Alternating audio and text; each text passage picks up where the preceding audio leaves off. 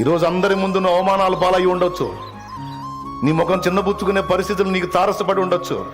నా అని నువ్వు నమ్మిన వారే గొంతు కోసినట్టుగా నీకు చేసి ఉండొచ్చు. నువ్వు నా అనుకున్న వారి నిన్ను అవమానాలకు అప్పచెప్పి ఉండొచ్చు. గుర్తుపెట్టుకో, వాళ్ళందరూ అలానే ఉంటారు. వాళ్ళ ఎదుట నీ తలను ఎత్తుతాడు ఆయన. కానీ నువ్వు ఈ సుగుణాన్ని అలవర్చుకో. ప్రతి విషయంలో కూడా ఇలాంటి మెళకువ మనం కలిగి ఉండాలి. క్యారెక్టర్ విషయంలో ఎంతమందికి అర్థమైంది? ప్రతి ఘట్టంలో చాలా విలువైన మాట అండి ఇది.